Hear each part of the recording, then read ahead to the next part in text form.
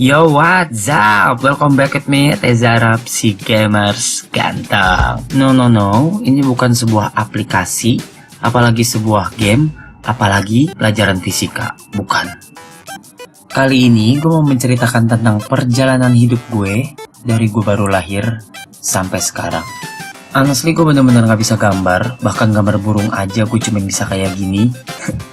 Tapi gue akan berusaha sebisa mungkin gambar buat kalian semua, so this is it. Draw my life. Hai, mungkin di sini ada yang belum kenal gua. Perkenalkan, nama gua Reza Octavian.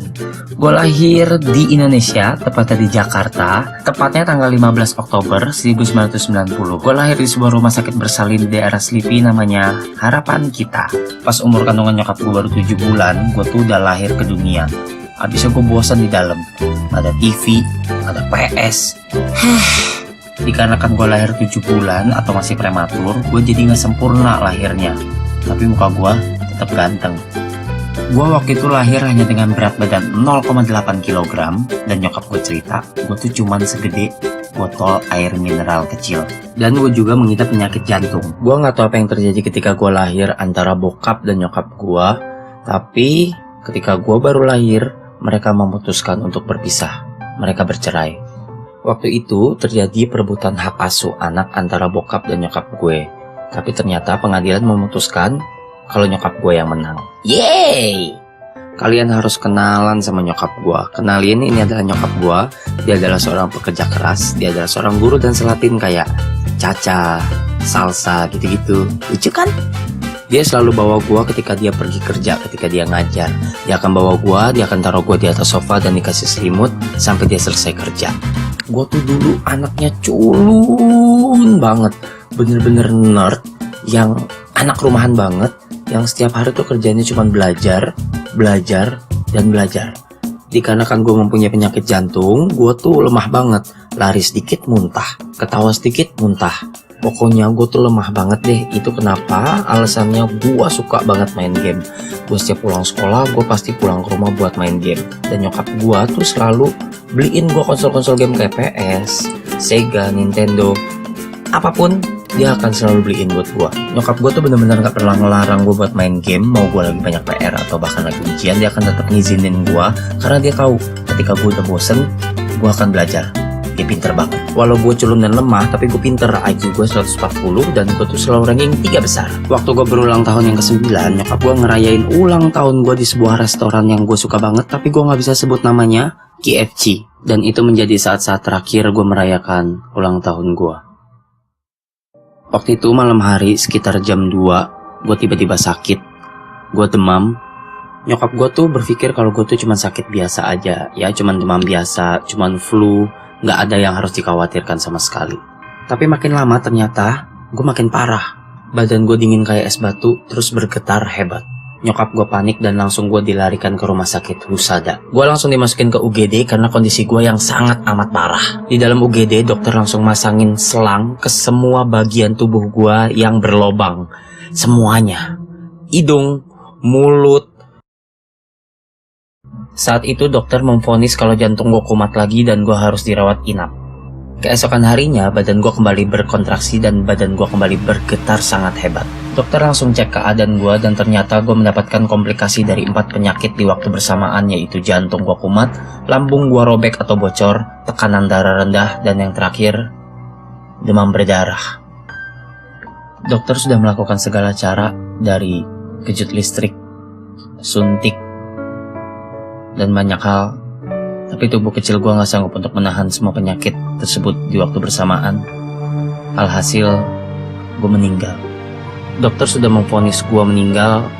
Seluruh badan gue sudah ditutup pakai selimut sampai ke kepala. Nyokap gue yang tegar dalam segala situasi saat itu gak bisa menahan tangis. 12 jam berlalu. Tubuh kecil gue yang dingin dan kaku sudah dibawa ke kamar mayat. Saat itu semua keluarga sudah berkumpul. Nyokap gua masuk lagi ke kamar mayat dan dia nyamperin gua. Dia pegang tubuh gua, dia cium jidat gua, dan dia menangis. Dia meneteskan air matanya tepat di jidat gua.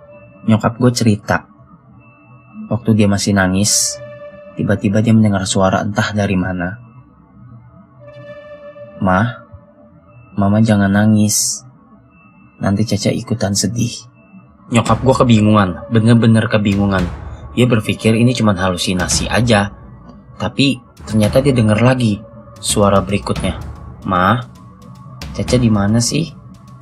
Kok Caca bisa di sini?" Dengan masih kebingungan, nyokap gue lalu membuka kain yang nutupin kepala gue dengan perlahan. Lalu dia ngeliat gue udah membuka mata dan masih nanya, "Mah, ini Caca di mana?"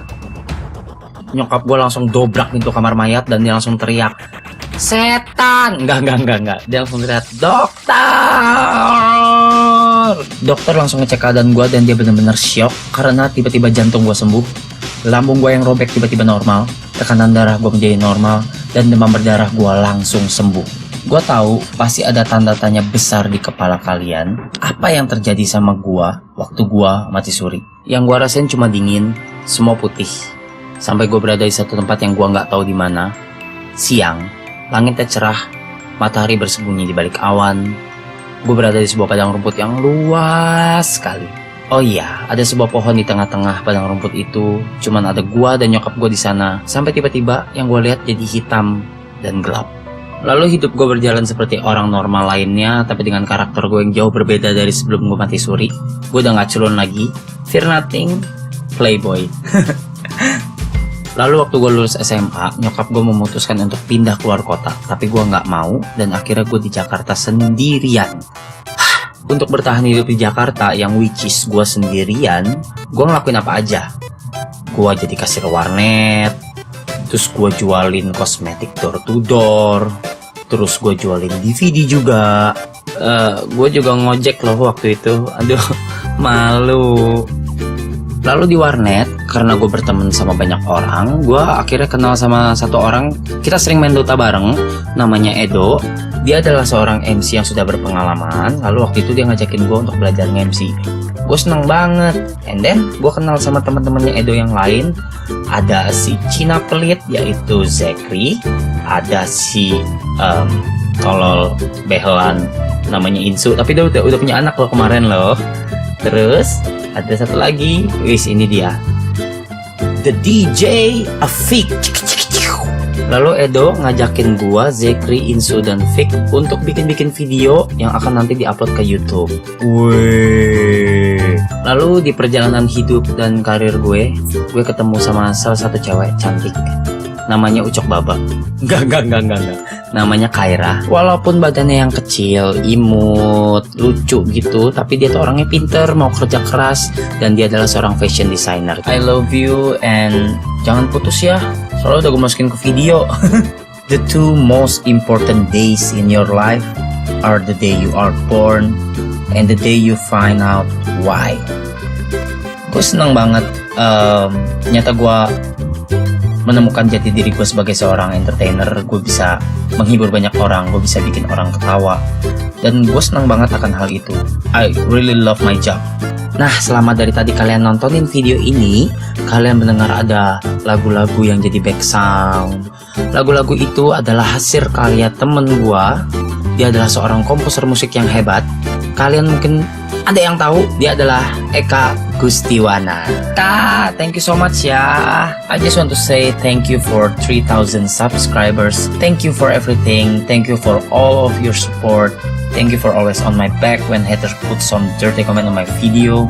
I love you guys. I promise I won't stop make you laugh. So, thank you for watching. Stay tune di channel gua. Jangan kemana-mana. Jangan lupa subscribe. And, last but not least, salam gamers.